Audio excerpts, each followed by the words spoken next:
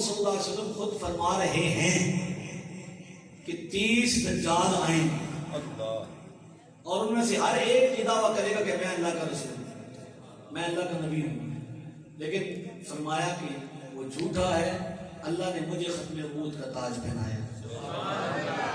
اور وہ آیت کریمہ اگر آپ پڑھیں جو ختم نبوت کی واضح دلیل ہے اور نص صریح ہے، ما کان محمد ابا احد من رجالکم ولکن رسول اللہ وخاتم النبیین۔ علماء کہتے ہیں کہ اللہ نے فرمایا محمد صلی اللہ علیہ وسلم تم میں سے بالغ مردوں میں سے کسی کے باپ لیکن وہ اللہ کے رسول۔ حضور کا کسی بالغ مرد کا باپ نہ ہونا ختم نبوت کی دلیل کیسے بن سکتا ہے؟ سوال یہ ہے کہ اس بات کا جوڑ ولیکن رسول اللہ ہیں، خاتم النبیین ہیں، بالغ مرد کے باپ نہیں، اس کا کیا تعلق ہے؟ کہتے ہیں اس لیے کہ بیٹا جو ہوتا ہے وہ باپ کے نقش قدم پر چلتا ہے، پھر محمد رسول اللہ کا بیٹا ہو تو وہ تو لام اعلیٰ خود نبی ہوتے، نبی اگر نبوت باقی رہتی حضور کے بعد۔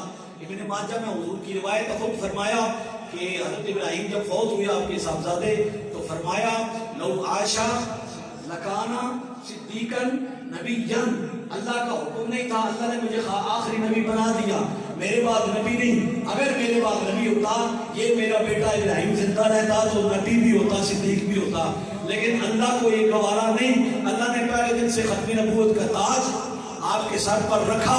تو میں کہنا یہ چاہتا ہوں کہ وہ ختم نبوت کا عقیدہ جس کے لیے آج مسلمان اپنے آپ کو سمجھتے ہیں کہ شاید یہ کوئی ڈھیلی بات ہے اور اس میں کمپرومائز کی گنجائش ہونی چاہیے، انہیں اس بات کا احساس نہیں ہے کہ ختم نبوت وہ عقیدہ ہے جس میں اللہ نے اپنے محبوب کے بیٹوں کو قربان کر دیا۔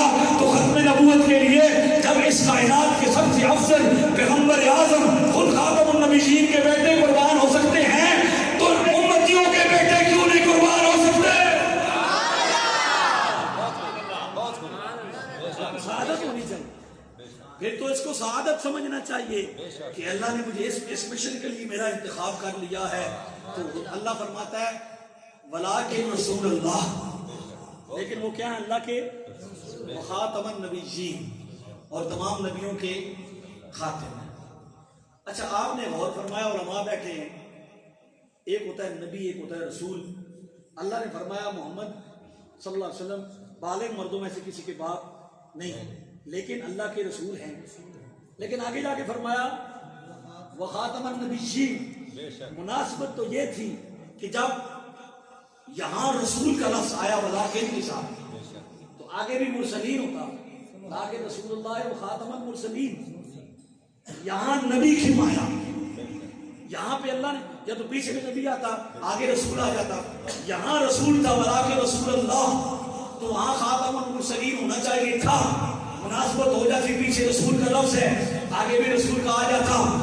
تو فرمایا غور کرو رسول اور نبی میں فرق ہے، ہر رسول نبی ضرور ہوتا ہے، ہر نبی رسول نہیں ہوتا۔ اگر اللہ فرما دیتا کہ حضور رسول ہیں اور رسولوں کے آخری رسول ہیں تو کوئی کہاں یہ دعویٰ کر دیتا کہ چلو اللہ نے تو فرمایا کہ رسولوں کے خاتم ہیں، مجھے اللہ نے نبی بنایا ہے، لیکن امت نے بتایا کہ ہم ایک بتی والا ٹرک اپنی سڑک پہ چڑھنے نہیں دیتے، نبوت کے شاہراہ پر ایک کانے کو کیسے مان لیں گے؟ ختم نبوت، تاجدار ختم نبوت، تاجدار ختم نبوت، گستاخ رسول کی ایک سزا۔